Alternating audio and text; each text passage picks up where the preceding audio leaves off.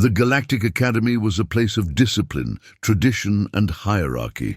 It had trained the finest officers in the known universe for centuries. Every species sent their best, their brightest, their strongest, but never before had it trained. A human cadet, Jason Carter, was an anomaly, the only one of his kind, and Captain Zalvern wasn't pleased. Standing at the front of the lecture hall, the massive Torgathan officer narrowed his slitted eyes at the human seated among his elite recruits. Jason looked out of place, fragile, weak. His thin Terran frame lacked the natural armor of the Graktal. His soft skin was laughable next to the battle-hardened exoskeletons of the Cathari. Even his breathing was absurdly fast, as if his body was constantly preparing for a fight. Zalvern sneered. A Deathworld species? Ridiculous. The Academy had trained warriors from high-gravity worlds, toxic atmosphere hunters, even abyss-dwelling kraken-born tacticians. But a mammal? A warm-blooded, pink-skinned mammal from an unremarkable world? A joke. He decided to make that clear. Zalvern's voice boomed through the hall. "Cadet Carter, stand." Jason stood, his expression neutral. "What is your species' primary adaptation for combat?" Zalvern asked, his mandibles twitching in amusement. He already knew the answer. They had none. Humans had no claws, no venom, no natural armor. They weren't even particularly strong. The Academy's files had listed no evolutionary advantage worth noting. Jason tilted his head slightly. "Adaptation." "Sir, yes," Zalvern said. "Your kind must have some method of surviving threats. The Graktal have their armored plating. The Varashi secrete neurotoxins. Even the Julari can regenerate lost limbs in minutes. What then does humanity possess?" Jason's response was instant. "We don't die easy, sir," a few cadets snickered. Zalvern let out a dry, chittering laugh. "Is that so? Your species has no natural defenses, no extraordinary strength, no heightened senses. You are biologically inferior to every sapient race here, and yet you think endurance alone makes you dangerous?" Jason's face remained unreadable, but his eyes, cold, calculating. "Endurance isn't just physical, sir. It's mental, it's strategic, it's survival," Zalvern scoffed. "Big words for a species that has yet to prove itself." Jason just nodded. "Then let me prove it." Zalvern paused. He had expected defiance, maybe fear, but not this. Not calm, quiet confidence. "Very well," the captain said, his mandibles clicking. "Tomorrow we will see what the human endurance is truly worth." As Jason sat back down, the other cadets stole glances at him, some with amusement, others with curiosity. Jason? He just smiled, because he already knew how this would end. The next morning, the entire class gathered in the Academy's combat endurance chamber. It was a brutal testing ground, an environment designed to simulate real battlefield conditions. Gravity fluctuations, temperature extremes, unpredictable environmental hazards. Cadets were expected to push their bodies to the limit, proving their resilience under duress. It was a rite of passage. For Captain Zalvern, it was also an opportunity. He had designed today's test himself, a grueling gauntlet of physical and mental challenges, one that would remind Jason Carter exactly where he stood in the hierarchy of the galaxy's finest. The first trial was simple, a sprint across the shifting sands, a section of terrain that could change density without warning, swallowing the weak and unprepared. "We will begin with a warm-up," Zalvern announced, his voice booming. "A simple endurance run across unstable terrain. Your objective is to reach the marker at the far end. Last to arrive will be—" He paused, letting his mandibles curl into a smirk. "Eliminated from today's exercises." The cadets tensed. They knew what that meant. If you failed the first trial, you weren't just out for the day. You were marked. A failure at endurance meant you weren't fit for command. The signal blared. The cadets launched forward. The Graktal charged ahead, their powerful armored legs smashing through the shifting sands. The Carthari leaped gracefully from stable patch to stable patch, their exoskeletons adjusting to each landing. The Julari flowed across the terrain with fluid, inhuman movements. And Jason ran. At first, Zalvern barely noticed him. His focus was on the stronger species, the ones built for endurance. But then, as the first 100 meters passed, something strange happened. The Graktal, despite their brute strength, began to slow.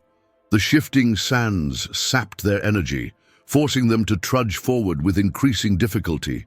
The Carthari, light and nimble, struggled to maintain balance as the ground shifted unpredictably beneath them. Even the Julari, who relied on fluid motion, began to falter as the terrain forced them into unfamiliar patterns. But Jason never broke pace. His breathing was steady, his stride remained constant, his expression was calm. Zalvern's mandibles twitched. He had seen cadets power through the sands before, but not like this. Jason wasn't just pushing forward, he was adapting, adjusting his footing before the terrain changed, keeping his balance where others stumbled. It was almost like he could predict the instability before it happened. One by one, the other cadets fell behind. By the time Jason reached the marker, he wasn't just ahead, he was alone. The others arrived seconds, then minutes later, panting, staggering. Some even collapsed.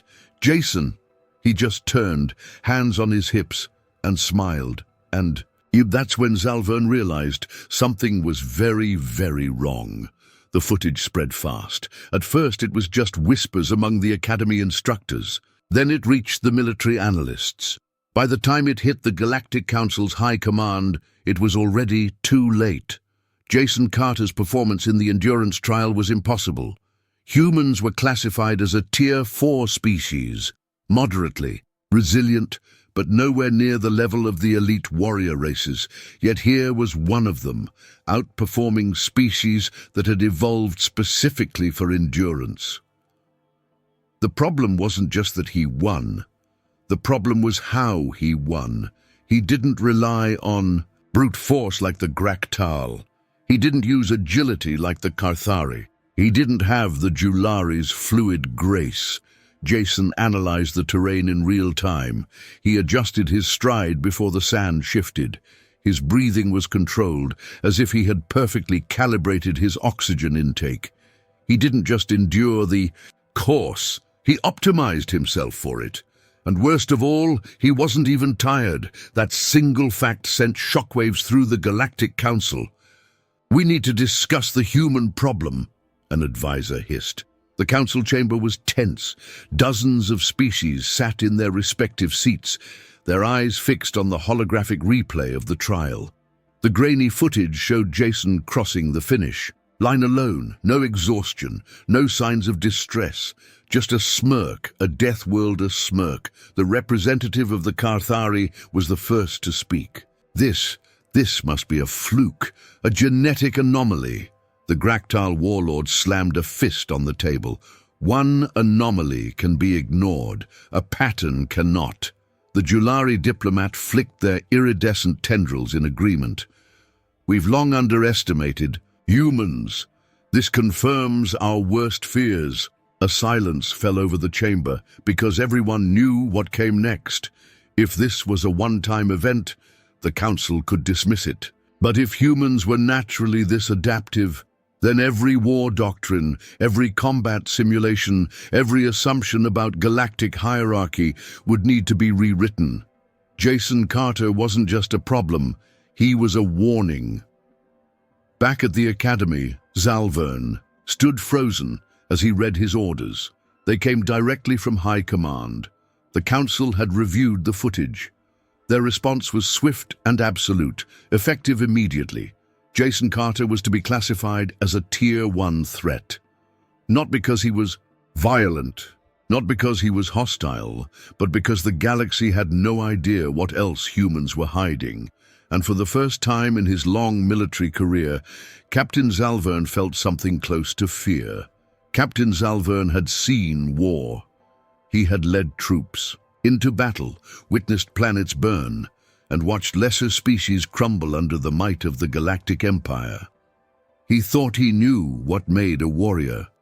Then he met Jason Carter, and now standing in the Academy's observation chamber, staring at the classified reports flashing on his datapad. Zalvern realized something chilling. Humans weren't just dangerous, they were something else entirely. The data that changed everything. Zalvern scrolled through the report again, hoping he had misread it. Endurance. Humans could function for days with minimal rest. Their bodies adapted in real time, pushing past normal physiological limits. Pain tolerance. Unlike most species, they didn't shut down from extreme injury. Instead, they got more dangerous. Adrenaline response.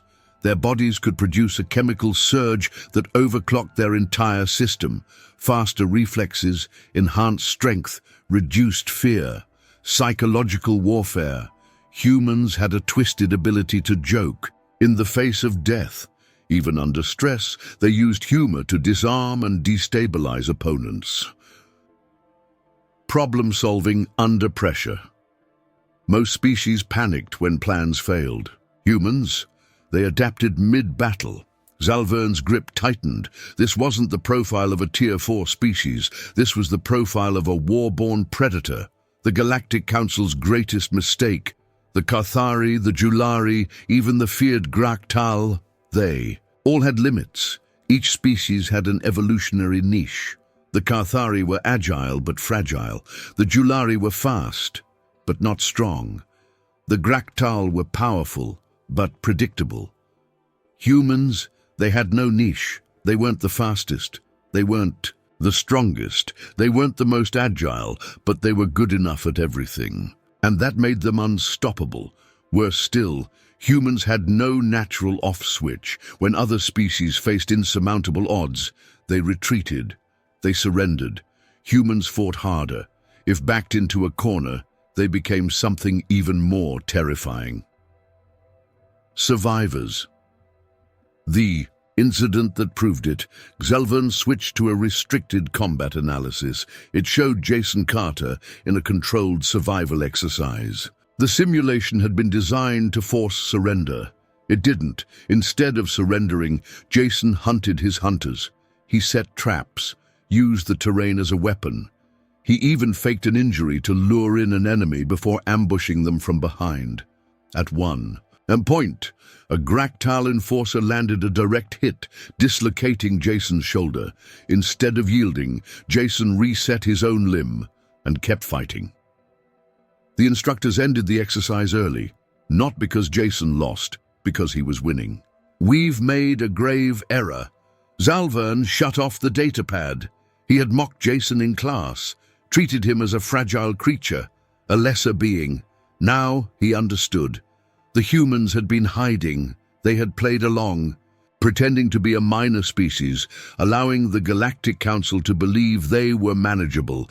But it was a lie that was now unraveling. Jason Carter wasn't an anomaly. He was a warning. And Zalvern had been foolish enough to poke the sleeping beast. Now he could only hope the beast had mercy.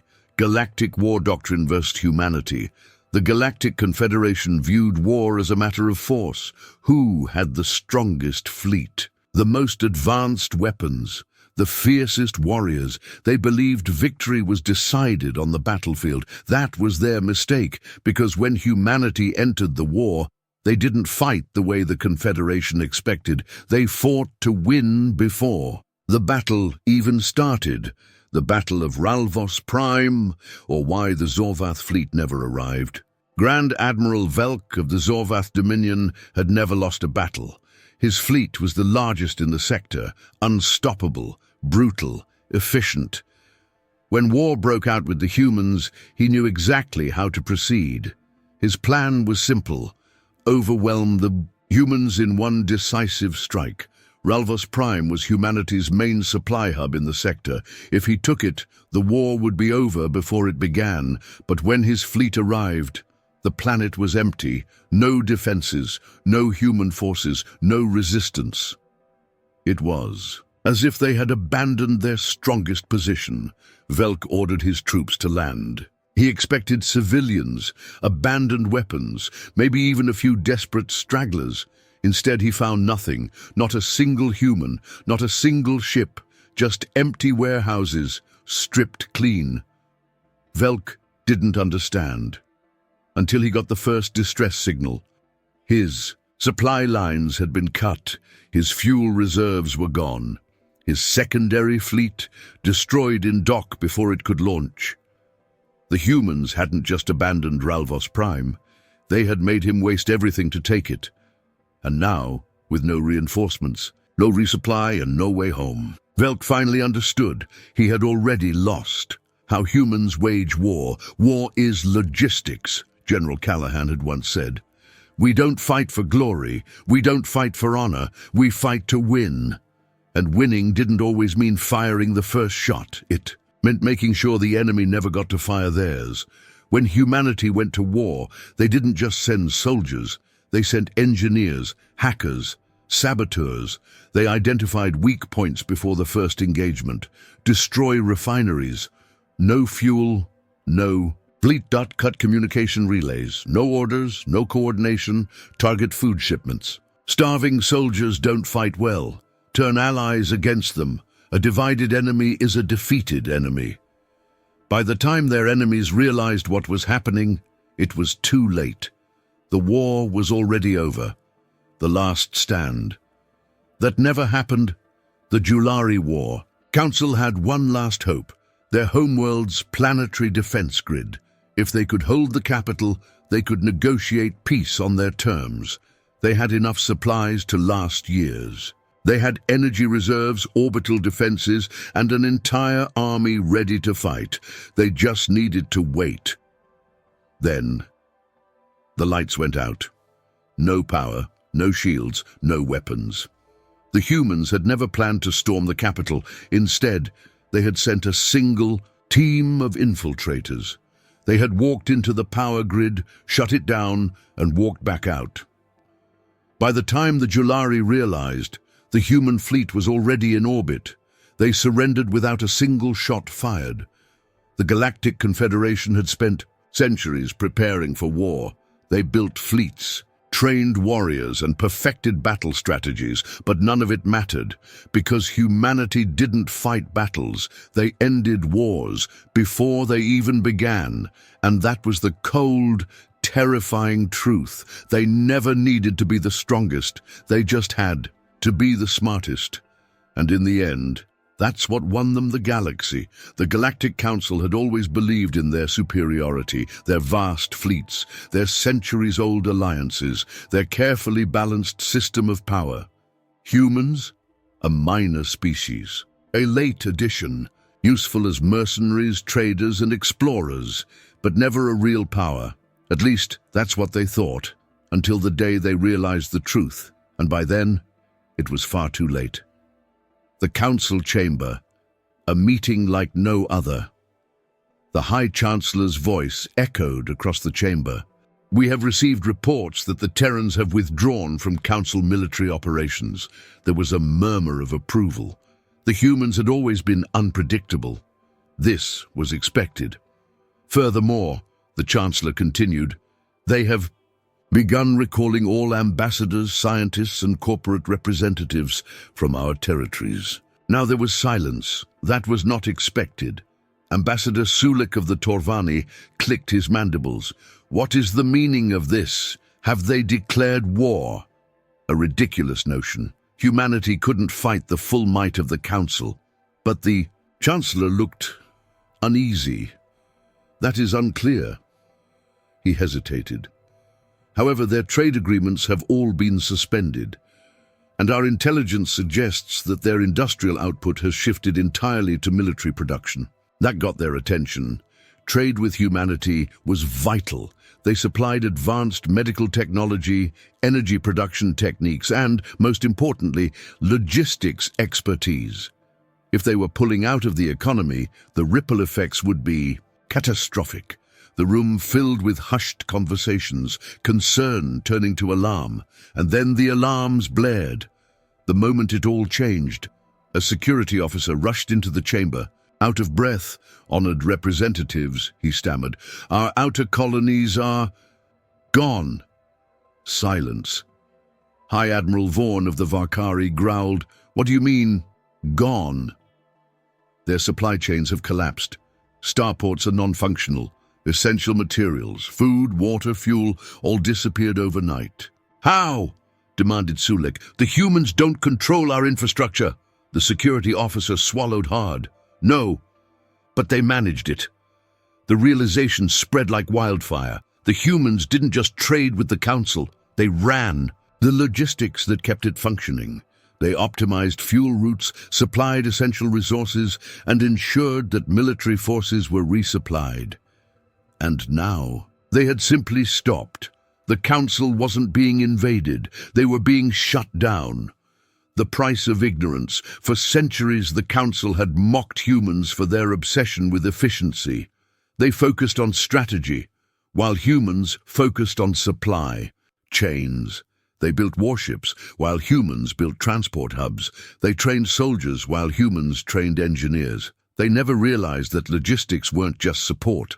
Logistics were the war. And now, as their fleets drifted without fuel, their armies starved, and their planets plunged into chaos, they finally understood. The humans didn't need to fire a single shot. They had already won, and the Council had already lost. A final transmission. As the chamber descended into panic, the main holodisplay flickered to life. A single human stood before them, wearing a simple uniform with no insignia, calm, controlled. "Honored members of the Galactic Council," he said, his voice carrying a quiet finality. "For years, you have used us as tools. You dismissed our warnings. You ignored our advice." His expression darkened, "and then you betrayed us." The betrayal had come when the Council had tried to limit human expansion, fearing their growing influence. They had cut funding, restricted trade, undermined alliances. They had assumed humanity would fall in line. They had assumed wrong. "You wanted to see what a galaxy without human support looks like," the man continued. His gaze swept across the chamber, pausing on each stunned representative. "Well, now you will." The transmission ended, and with it so did the era of the Galactic Council. The cold, terrifying truth. It wasn't until that moment that they truly understood. The humans had never needed warships or armies to take control. They had built the galaxy's foundations under everyone's noses, and now they had simply removed them. The Council had thought humanity was just another species. They were wrong. Humanity was the keystone, and without them, everything collapsed. The Galactic Council chamber was in chaos. Representatives shouted over one another, their voices a mix of panic and disbelief. Every major trade route had collapsed. Entire fleets were stranded without supplies. Planets reliant on human-built infrastructure were on the brink of crisis. The humans had not fired a single shot, yet the Council was losing. High Chancellor Voron slammed his fist against the central console. "We must respond. We cannot allow this economic siege to continue." Admiral Vaughn of the Varkari growled in agreement. "We should seize Terran supply hubs immediately, force them to resume operations." But Ambassador Sulik of the Torvani, one of the few species that had worked closely with humans, spoke with a quiet, measured voice. "You don't understand, do you?" The room fell silent. Sulik continued, his mandibles clicking in a slow rhythm. "The humans have spent decades integrating into our systems. Their logistics, their infrastructure, their supply chains. They don't just operate them, they are them." A murmur of unease spread through the chamber. "They have complete control," Sulek pressed on. "Do you really believe they haven't anticipated a military response?" Admiral Vaughn's claws flexed. "Then what do you propose? We do nothing, accept defeat?" Zulek turned toward the massive holographic display, showing the status of the Council's major systems. Red indicators flashed across the galactic map. Colony collapses, fuel shortages, famine warnings.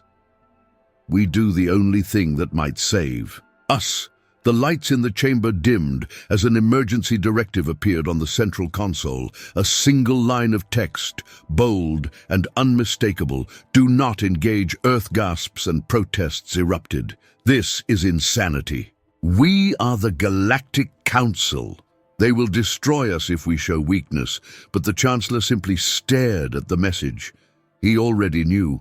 We have no choice, he admitted.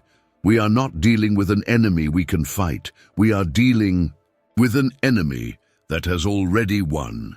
The reality of the situation: humanity had not threatened them with war. They had threatened them with irrelevance.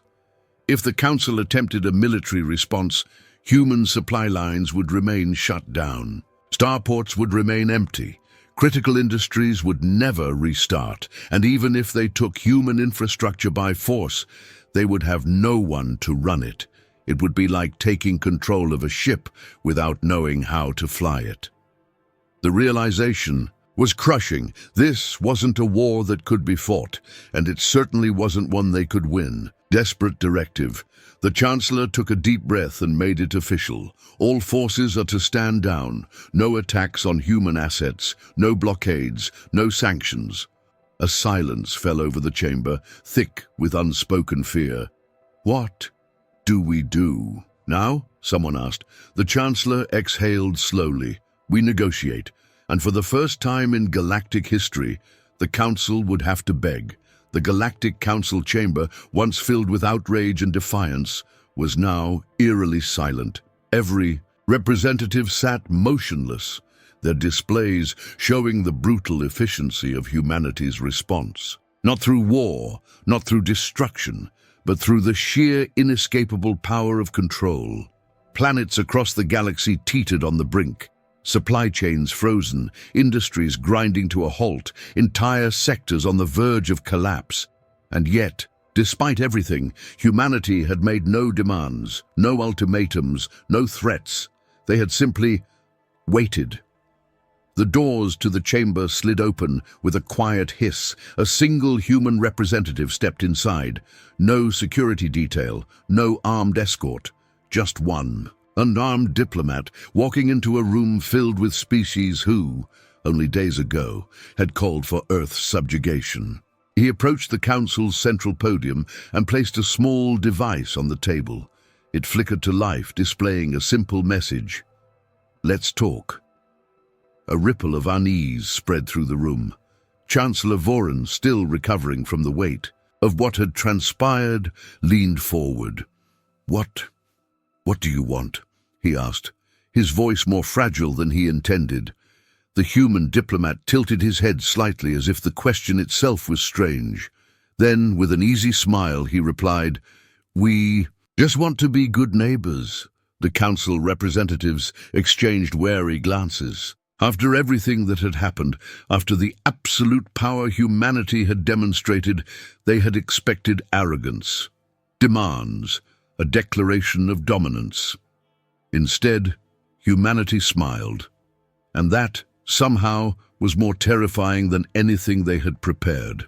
The human continued, his voice calm, his posture relaxed. We are not here to rule. We don't want to control the Council. We don't need to. All we ask is mutual respect, fair treatment, and, of course, an end to the hostilities. He gestured to the sea of terrified faces around him, because, let's be honest, this isn't working for anyone. A long, tense silence followed. Then finally, the Chancellor sighed. He was defeated. They all were. But perhaps that wasn't such a bad thing. He looked at the human, the representative of a species they had underestimated, challenged, even mocked. And yet, here he stood, offering peace. Voron straightened in his seat and gave a slow, reluctant nod. Let's talk. Human's smile widened, and just like that, the war that never began was over.